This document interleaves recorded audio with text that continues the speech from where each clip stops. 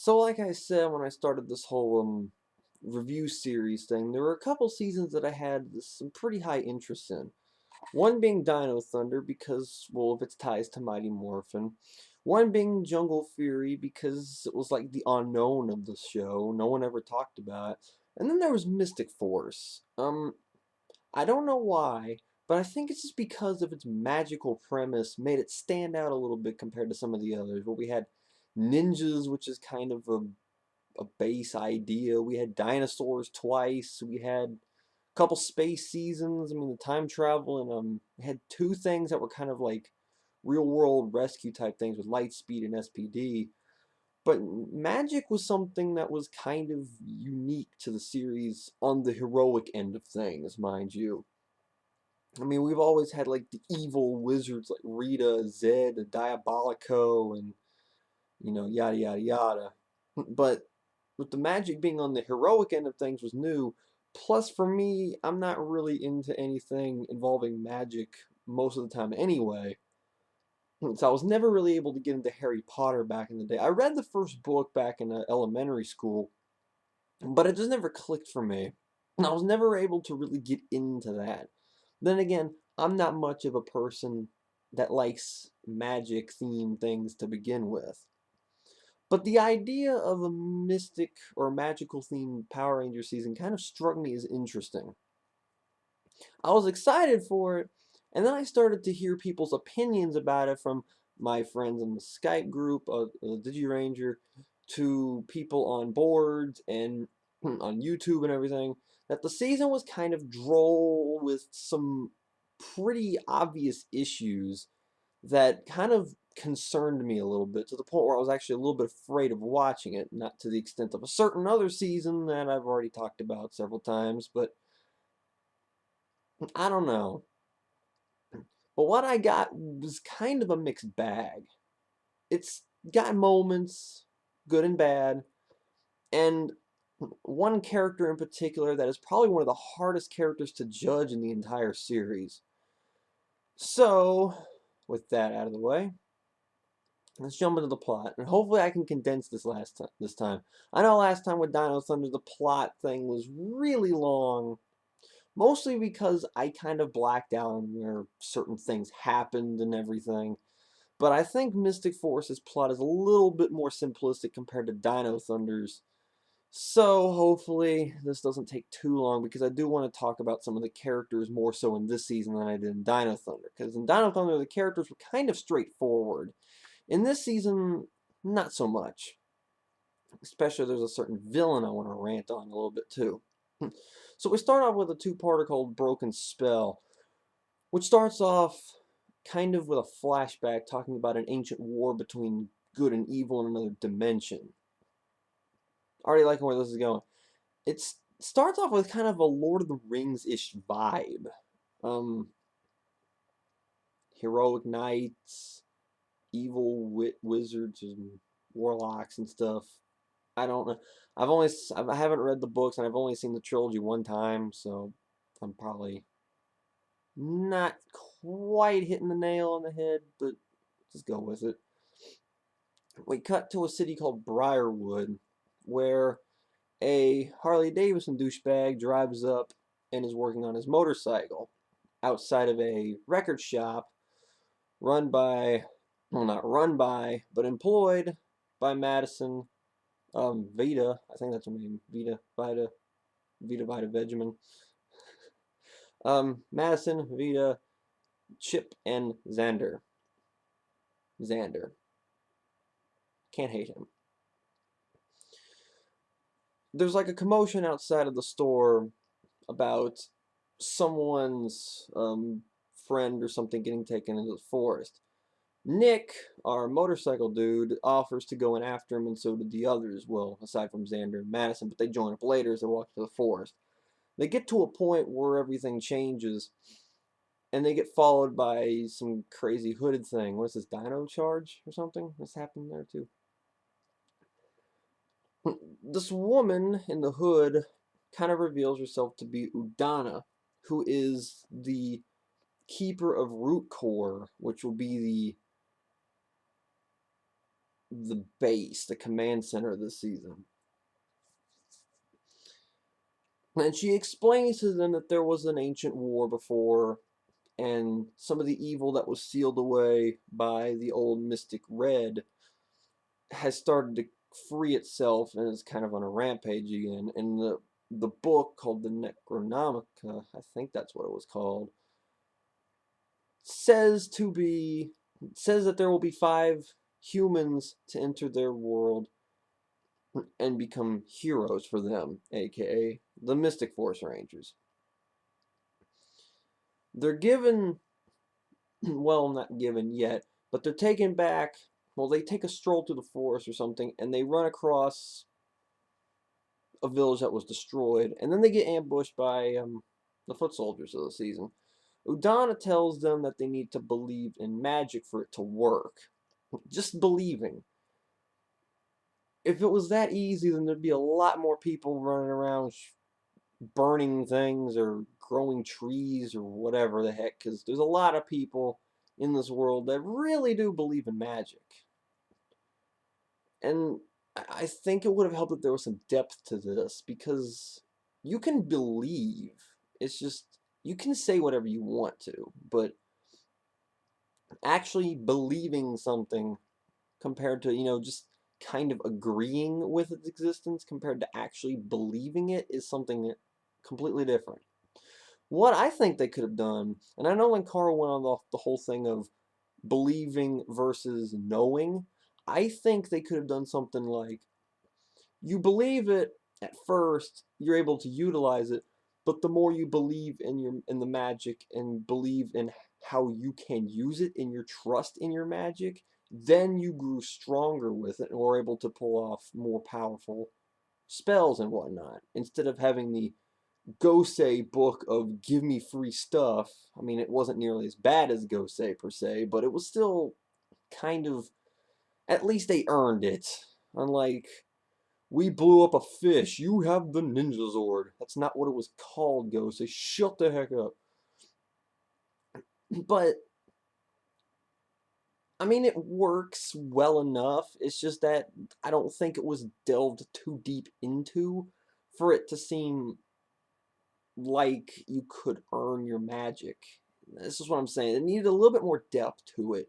And it would have been a really interesting concept. And it would have actually helped with some character development.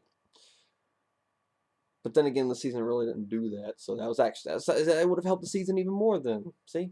Point proven.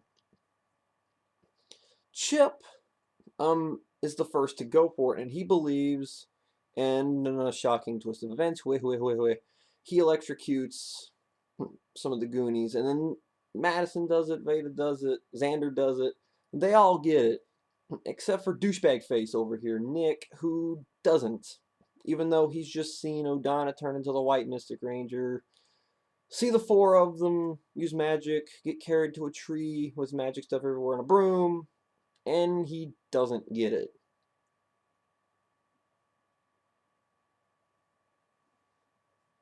He's right here. Right here next to Casey. What's wrong with you? What's wrong with you?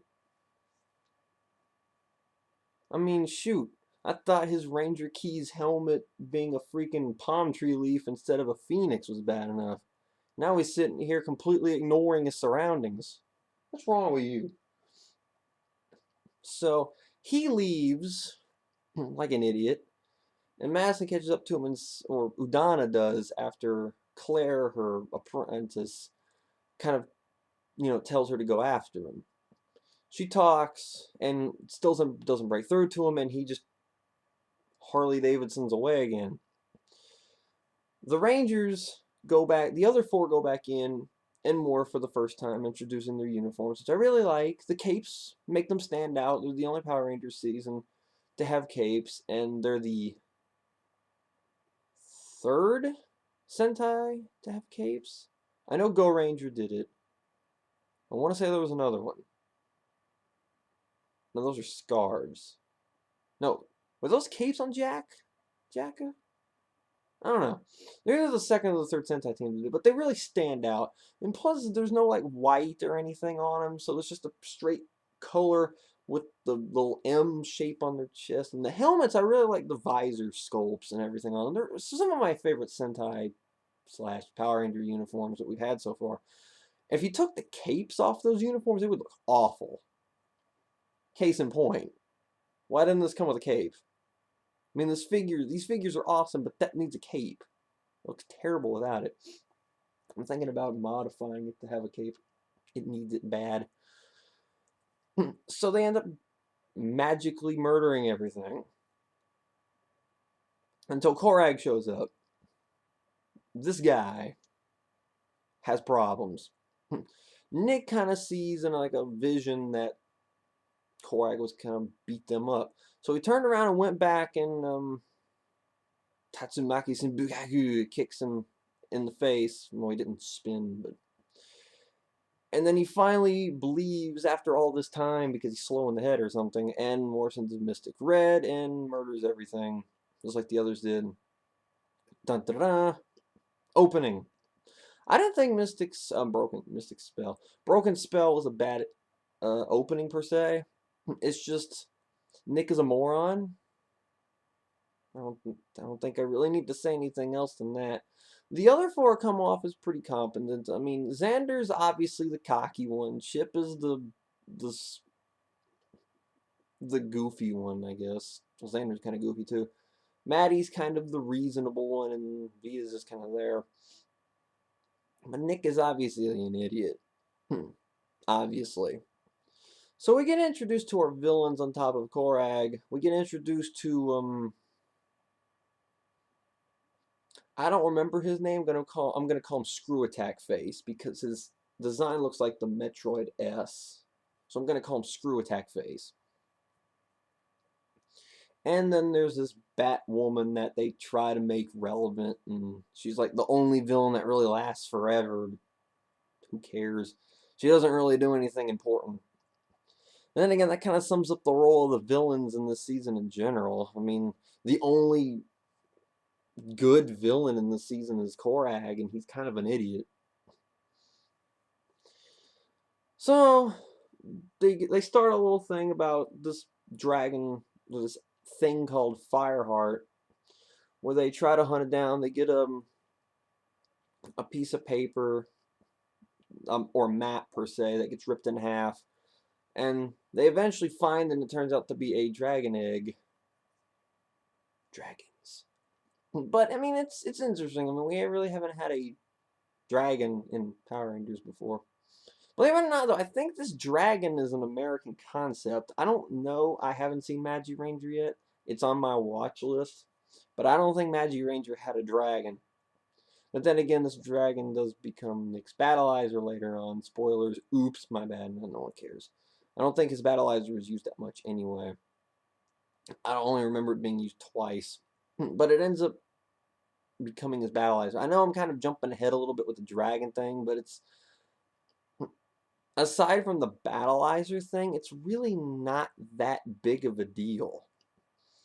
But we do get to this two-parter called The Gatekeeper, where we find out that the story behind why the evil people were sealed away is because of Udana's sister, who's basically the gatekeeper of the evil realm, sealed their gate and sent them to the underworld, and she was killed in the process because she had to use so much magic that it drained her out.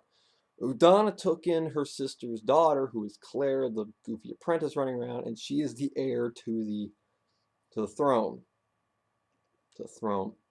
Same idea. The villains figure out that there is an heir to the gatekeeper, and they try to kidnap her so they can use her to get out.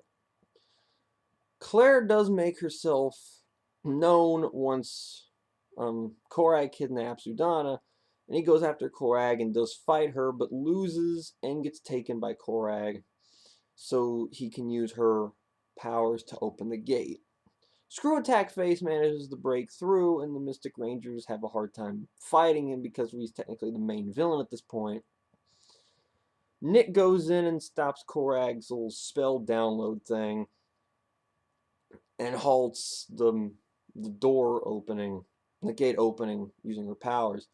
Udana manages to gain control of her staff that was stolen from her staff, because they do this. They're Spider-Man fans, obviously. And kind of uses like a Ranger spirit thing to team up with a Titan Megazord and kill Screw Attack Face. No one will miss him because he was useless. Just like most of the villains. So then we get introduced to this genial ant called Genji, who is a bit of a weirdo. But I like him well enough. You know, he's goofy. What are you gonna do? We also get introduced to a new villain.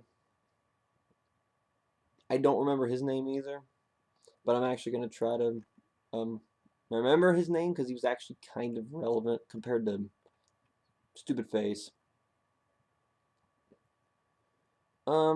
Imperious. Right. Imperious. He's more relevant than Screw Attack Face is, so I'm gonna try to remember his name. We get introduced to Imperious, who's kind of a mummy-looking thing. We find out later that he was once partners with someone called Daggeron, but Udana thought Daggeron was the one who betrayed them instead of Imperious over here. Find out that Imperious ended up turning Daggeron into a frog, which Madison kisses in a weird episode, kind of like the whole princess kissing the frog thing or whatever. And he reveals himself and turns into Solaris Knight. Not necessarily one of my favorite suits in the world, because that feather hanging off to the side here thing kind of bugs me due to it's not very symmetrical. Now, if there were two, it actually would look worse now that I kind of picture it in my head. But the armor-esque design kind of looks weird. But what's weird about him is that his weapon is Gingy's lamp, because Gingy is a genie, and of course he's in a lamp, Aladdin nonsense, and the lamp is a gun that he has to like wind up or something. It's different, I'll give him that. I need to watch Magi Ranger. Is it any good? I've never really heard anybody talk about Magi Ranger. I've heard everybody talk about Geki Ranger and Bokenger and Decker Ranger, but I've never heard anybody say anything about Magi Ranger. If you've seen it and you speak your opinions on it down below, I actually want to know what it's about or if it's any good or anything. I'm still going to watch it, but I want to have some kind of expectations going into it later. So now we have the 6th Ranger. Okay. So nothing really happens, the dragon hatches, stuff happens. And then we get to a 3-parter called Dark Wish, which is the high point of Mystic Force by far. We get introduced to 4 monsters that Korag doesn't like because, well, they're not, they don't have any honor per se. Coming from the guy that doesn't quite understand what honor means exactly. I mean, I don't want to kill the Rangers because they're helpless, even though they're obviously trying to fight back. And I'm gonna take this girl hostage. I'm gonna take her weapon and take her hostage to lure out the gatekeeper so I can kill the gatekeeper. But then when the gatekeeper leaves, he lets Udana go instead of trying to pull the gatekeeper back. What the heck is he doing? Seriously. He keeps throwing out the whole honor thing, but at the same time, he doesn't really have any set rules to go by. I mean, he wants to kill the Rangers, but the minute they fall over, he's like, oh no, I can't hurt you now. You scratched your knee. You okay? How about you get up? Okay, we'll try this again later. Let me just dust off your shoulder there. You good? Okay. Oh my god, you're healthy now, Stab. I mean, come on, that's not honor. Look at Ecliptor and Villamax. They're honorable. Ecliptor, shoot, if he didn't get kidnapped and robotically hypnotized, like Astronomer was, he probably would have ended up joining the Rangers. Because you could see he was loyal to Astronomer to the point where he told he was defending the Rangers. That is honor to his princess. Same with Villamax. He wasn't necessarily honorable in the same sense, but he was honorable in he had a heroic side to him. It's just that he respected Trakina so much that he was willing to work with her, but he knew when too much was too much. And then when he tried to step in when she fused with Dummy Hole, I keep forgetting his name, that he realized that she was going too far and stepped up against her. He died in the process, but still, those are honorable, loyal villains. Grapefruit over here is not. He preaches honor, but he doesn't really have any set rules of honor to go by. It seems like he just makes up whatever the heck he wants honor to be that episode and then just rolls with it. I mean, there are several times where he could have easily have won, but he didn't because the Rangers tripped and scraped their knee, and now all of a sudden, oh my god, I can't hurt you now. That make me look like an idiot. But he is making himself look like an idiot anyway.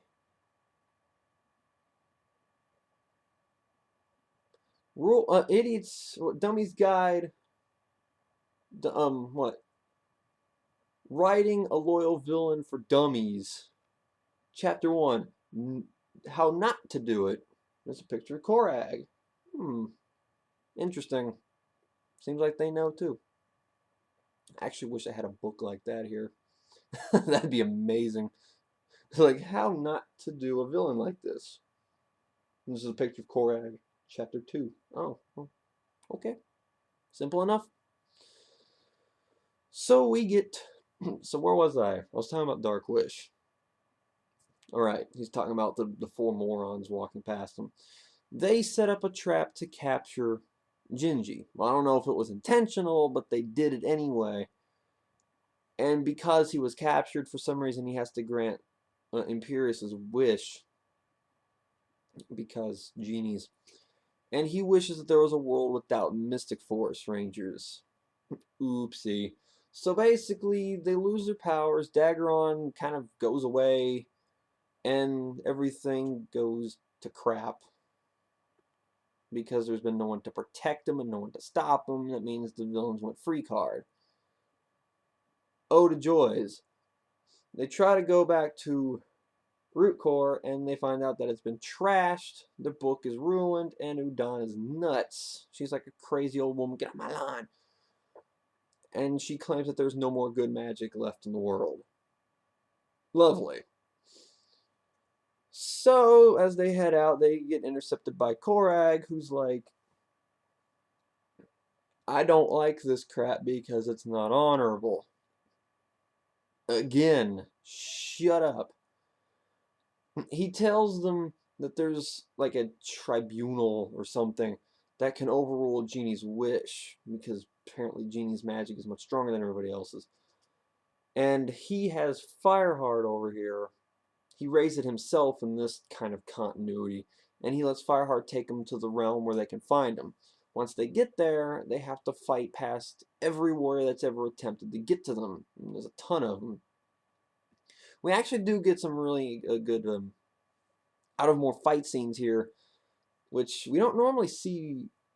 Well, we see a lot of it in the Disney era. It's just that this is one of the few times we see on more fights in the Disney era that doesn't involve civilian powers, which is actually very strange now that I think about it, because this is just like Ninja Storm and to an extent Jungle Fury, is a season where having powers outside of their Ranger forms would have made so much sense, and they didn't really use it in this season. Which is weird, because they had the morphers, which were wands secretly, and they could have easily used magic in some of these on more fight scenes. But at the same time, it was nice to see them go back to basics with the Mighty Morphin style of, it's just you against them. nothing else. And it's something that Dino Thunder and SPD, admittingly, I love both those seasons, kind of messed up on. Oh well. There's still some really good fighting nonetheless. They finally get a key from them, and they have two doors to choose from. One that basically takes them back to their world as it was, or another one that they had to open with the key to talk to the tribunal. They choose that one because Nick and I think Vita says that they need to stop taking the easy way out of things, which kind of getting lazy with using their magic and stuff. So they go in there, and the three treat them like crap because I guess if you're the highest point or the highest level of something, then it's your job to be a complete dick monkey to everybody that's not you. So they basically says, no, we're not helping you. Screw off. Go away. And they plead their case. You know, they bring up valid points, all this stuff, and they're like, no, go away. So they get sent back to their world, and they see that everybody's being oppressed and kind of slaved up and everything. So they decide to go after them and fight anyway. The tribunal was like, well, that was a test. You passed it. We wanted to see if you were truly warriors. And they override the genie's wish, putting everything back to normal, and on top of it, giving them their powered-up modes, the Legend Mystic modes, which kind of remove the cave, give them armor, kind of give them add-ons to their helmet representing of their animal, and gives them a spin dial wand of doom or something. I like these. I actually really like these modes. Some of them look better than others, but because having a giant mermaid tail come out of the top of your helmet doesn't look nearly as cool as phoenix wings come out of the sides. So Imperius then talks to the Master, who the whole time has secretly been the actual main villain. He's just kind of been in a puddle the whole time. That Korag has been a complete waste of time and effort, and, well, he kind of has been. He doesn't accomplish anything besides annoying everybody for not being Villain Max and Ecliptor. And he uses clips, or, clips of moments of him screwing up against him, and the Master kind of tells both of them to shut the heck up and work together. On top of all this, we learn that Udana, along with her husband being sent missing and being trapped on the other side of the gate when it was closed, also lost a son. We go back to Nick's backstory of him being adopted, and with some flashbacks showing a blanket and everything, we kind of find out that Nick is her son. I mean, it was to an extent rather obvious when the plotline was introduced, but why make this guy relevant? He's a moron. He doesn't really do much in the show, so why him? Well, apparently, his dad was the greatest warrior, and Udana was considered to be the greatest sorceress, so he has the potential of being something truly amazing. And of course, Nick's like, I don't buy it. Or something like that. I don't know. It kind of goes to his motif of, I don't care. So, we get to a point where freaking Mummy Face gets killed. And everything falls apart. I mean, I know I'm skipping something here. It gets really confusing in this point because then we have freaking Korag, or Lianbo as his real name is, kind of jumping around between being good and being evil. He breaks free when the Rangers get kidnapped, and Udana goes to save them, and she loses her powers because she pulled out dark magic. He snaps himself out of it, frees them, kind of gets kidnapped, turned evil again, and the Master starts to break free, and he forces himself to go down after and kind of steal the Master away again, and kind of disappears for a while. I don't know. It gets confusing here, so I'm gonna try to weave my way past all the stupidity. So we enter the final arc of the 10 terrors. There are 10 monsters that were kind of in the basement of the main villain's hole or something. That sounded disgusting. And Morgan, I'm gonna call her the vampire girl.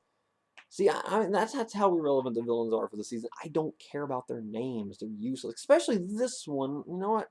What's her name? I have the wiki open here so I can remind myself of some of these facts. She is Necroli. Yeah, Necroli.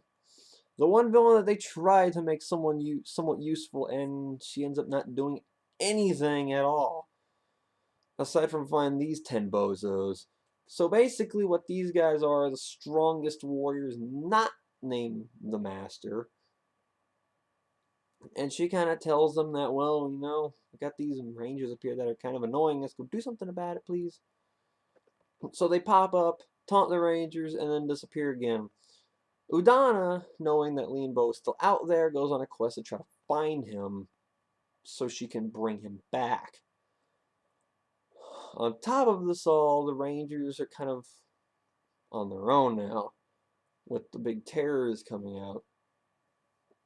These 10 are friggin' idiots because they have this way of selecting who goes out, and then they have to like set up a game with the Rangers. If they fail, then the other terrors kill him. These are the rules of evil, or the rules of darkness or something. I've never seen anybody else evil follow these rules. What the frig you idiots doing this for? Seriously. It's like going out there for the freaking who's the baseball team I hate the most? The Braves. I hate it. I hate the Braves. Let's just say you go out there and play for the Braves, and you end up losing the game. Like you allow 8 runs in the span of 6 innings, which is awful, and you only strike out 2 people and walk like 5. That's a terrible game. So afterwards, they shoot you in the locker room because you screwed up. That's just dumb. There are 10 of you that require Megazords to beat, and one of them trips over his own foot, and you blast him in the face.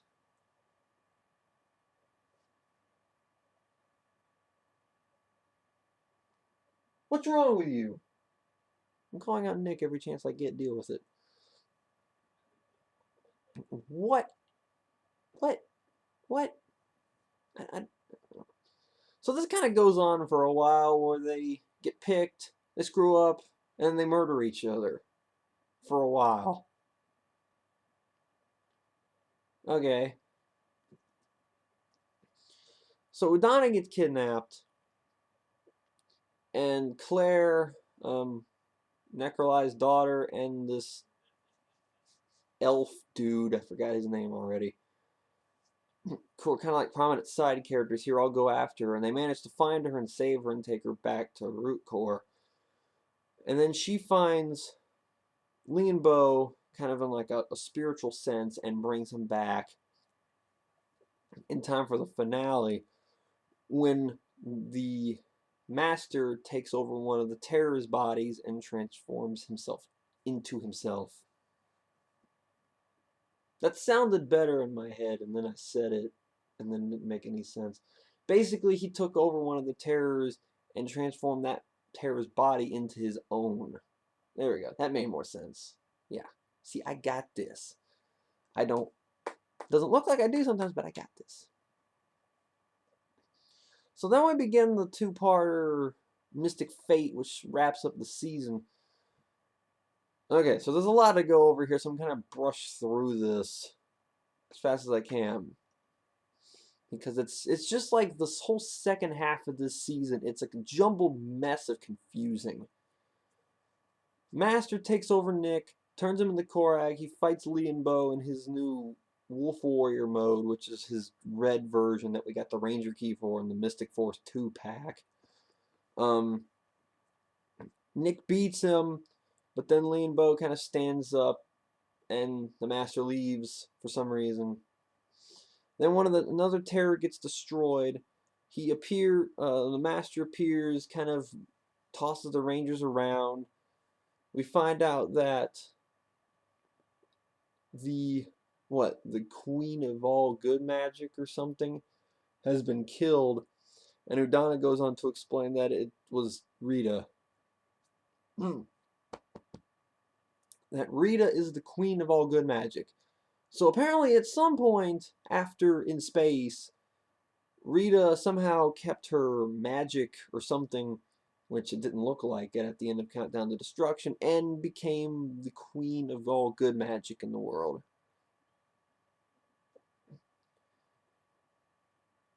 Now, I like the idea behind this actually.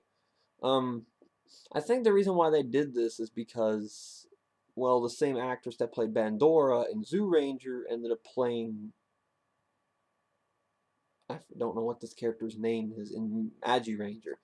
So it all kind of worked out, especially with what happened to Rita at the end of In Space.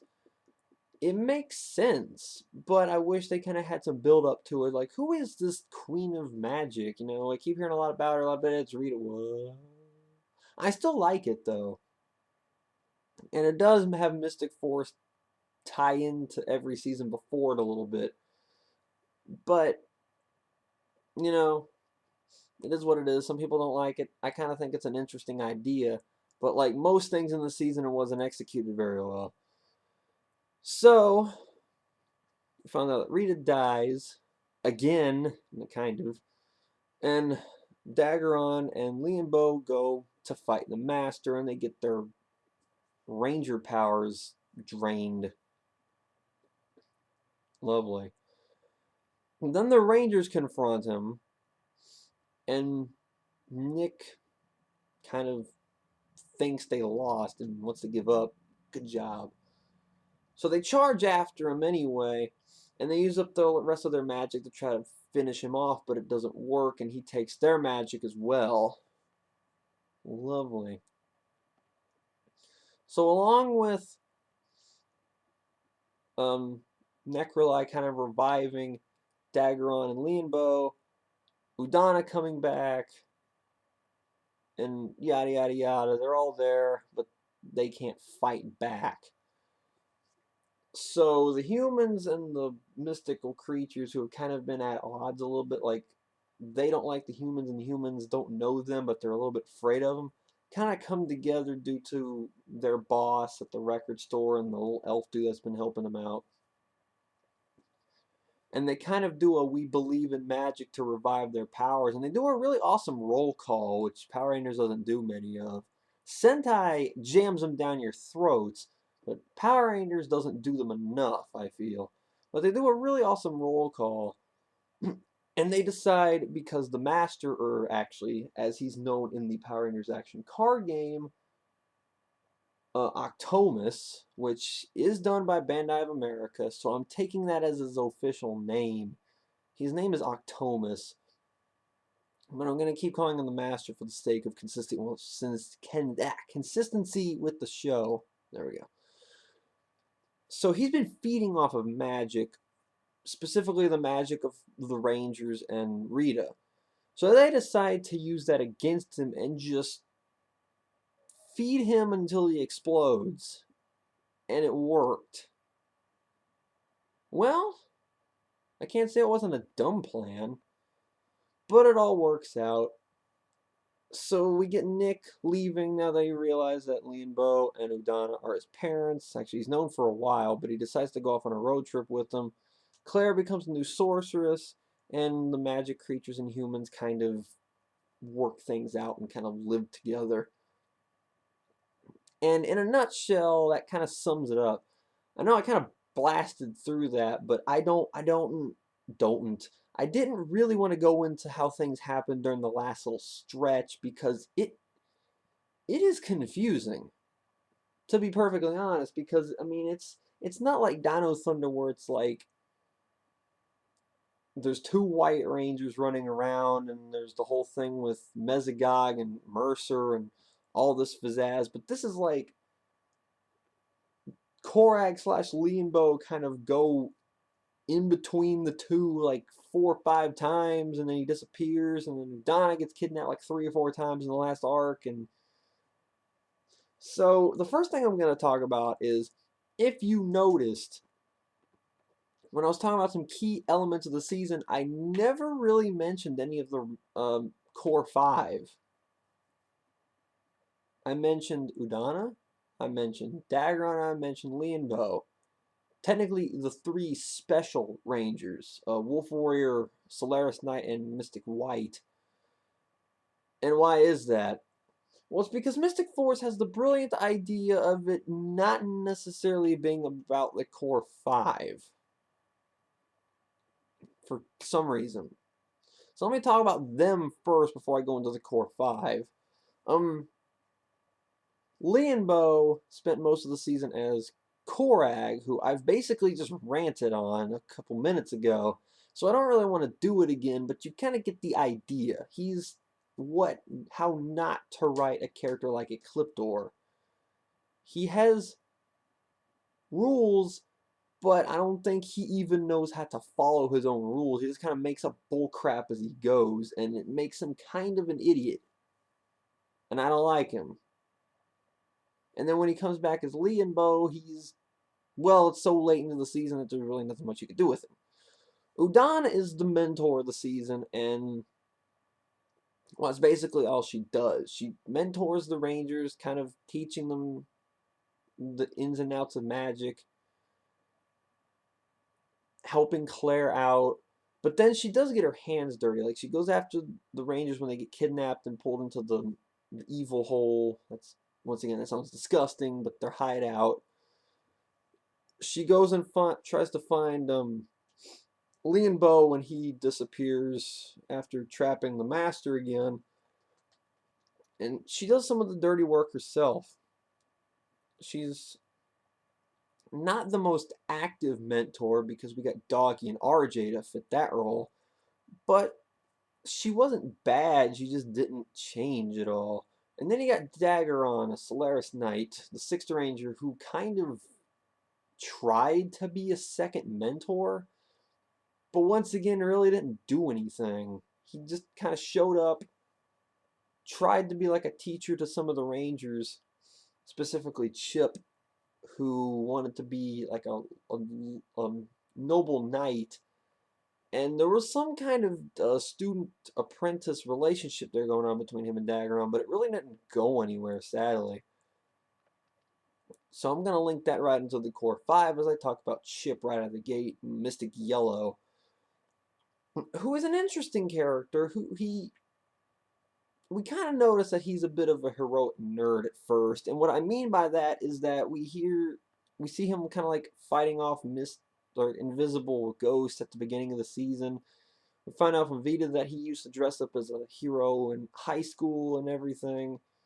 So he definitely is a fan of the heroics, kind of like some of us were growing up. So I remember there were times in elementary school I'd pretend to be Spider-Man. She didn't have to hit me. I was just using my imagination. Trying to make this deep all of a sudden. So, kind of becoming a ranger is more or less like a dream of his, something that he's been trying to accomplish. And it shows, especially in the Dark Wish 3-parter, when we get to the 3 morons, he says that he wants his Kate back more than anything else, and he says that it means a lot to him, because he's imagined and dreamed about being a hero, a warrior, and now he finally has it, and his uniform and everything is kind of like his symbol for it, and he takes it as such. And then he kind of goes under Daggeron's ring about trying to become a noble knight, but like most of the characters here, he doesn't really get anything off of that though. But he has a very good established based characterization. Same with Xander, who is oddly enough my favorite character of the season. I don't want to say oddly enough because, well, he's Xander. I mean, there's nothing else to really say about that. He's just Xander. He's kind of cocky, a little bit egotistical, in the sense of he's lazy because he thinks he's that good. And he always is pretty confident in his plan Xander, which never works, ever. But he does it anyway, and it's funny.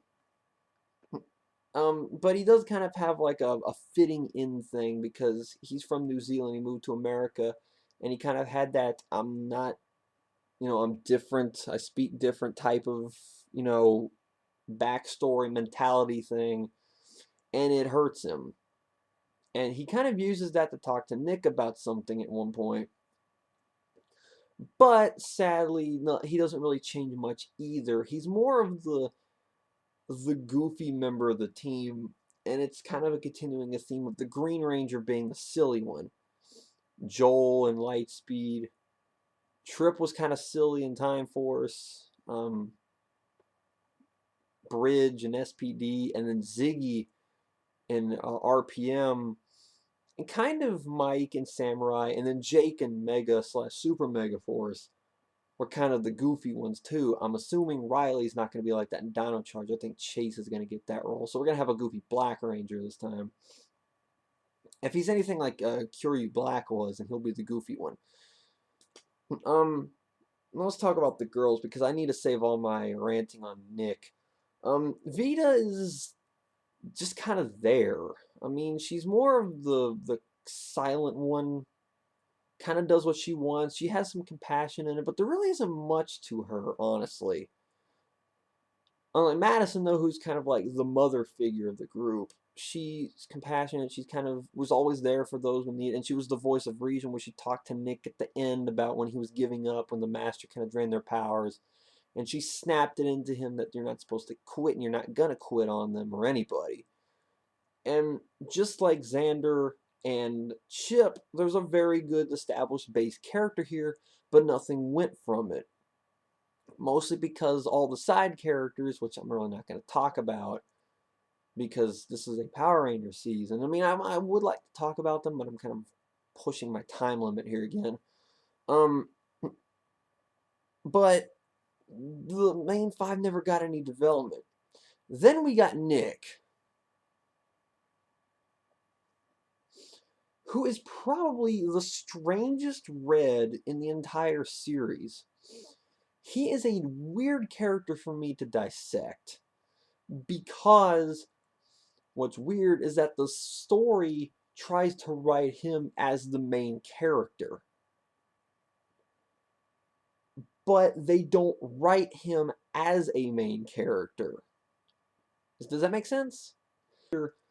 Because he's so important. He's considered like, I know they call him the light in the show, but in an extent they're kind of treating him as like, I don't want to offend anybody, but the Messiah per se, like the one to save everybody, or the Holy One, or the one we all seek or hope for. He kind of fits that role. The problem is that they don't really give him much development.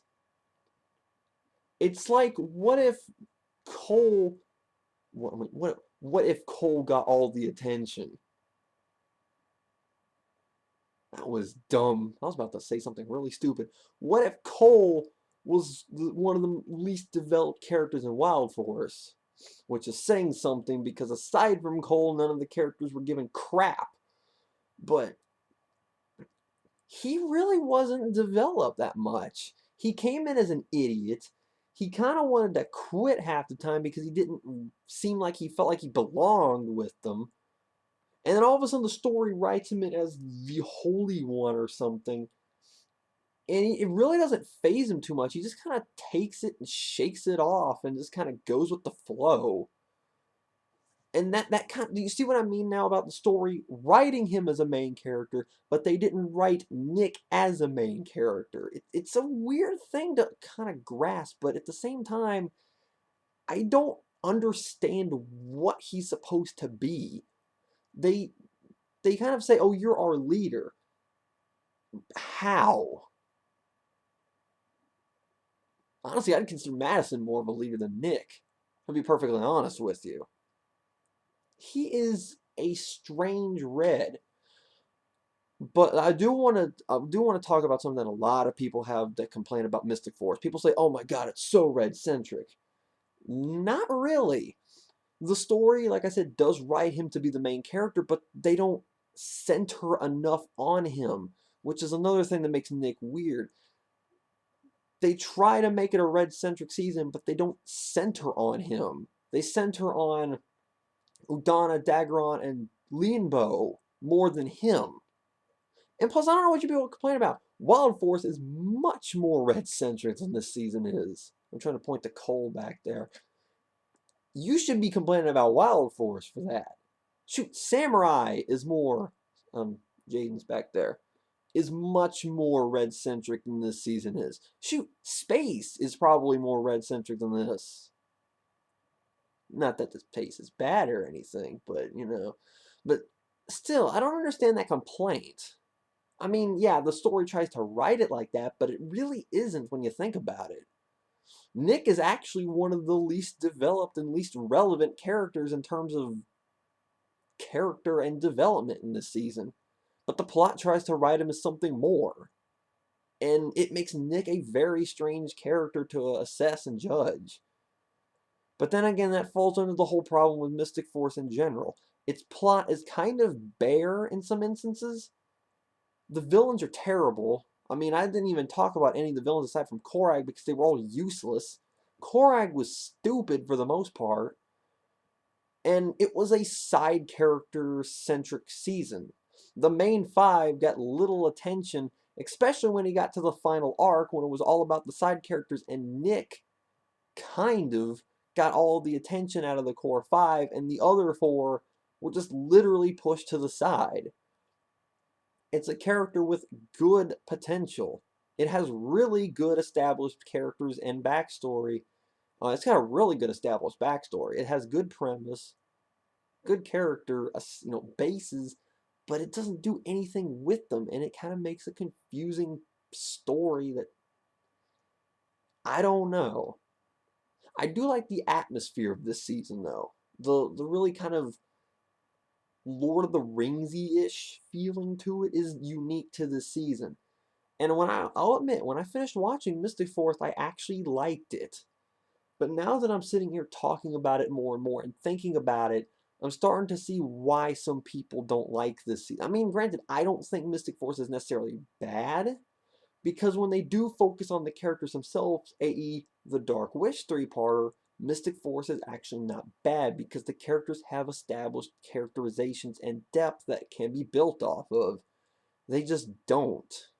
And the three characters that they do focus mostly on, Udana, Lianbo, and Daggeron, are boring, uninteresting characters for the most part. It's a strangely written season where it places the emphasis on the wrong characters, and the characters that should have the attention are pushed to the side.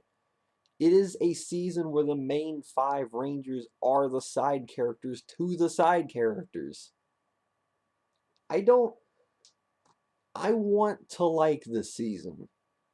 And part of me does like Mystic Force. And I have defended it. But when I'm sitting here talking about it now, I'm starting to realize that maybe I should reconsider my opinions on the season a little bit. It is backwards. I mean, trust me, it's not this. Trust me, nothing will ever be this bad again. But this, it reminds me of Digimon Adventure 02, but not nearly as terrible. It's got good established characters, which is something 02 didn't have. A decent established backstory, and a lot of room to build a world and characterizations off of. It just didn't. Sadly, though, because it could have been something amazing. That's all I'm trying to say. What is wrong with you? That's the theme of this video. What is wrong with you? So, thank goodness I don't have to talk about this piece of trash next. I only have this because it came with the box set. You 5 disgust me to an extent I never thought possible. And your theme is garbage. So we have this next. The question mark of the series for me. I had heard stories and opinions on every season, from Mighty Morphin to Samurai, except for this season. It was a season that I was most curious about because I had no idea what to expect from it. So what would I get out of this? Well, that's what the next video is for. Hopefully it won't take me another week to get to it. So with that being said, that was my Mystic Force review. And this is Ketchup signing out. Have a nice night, guys.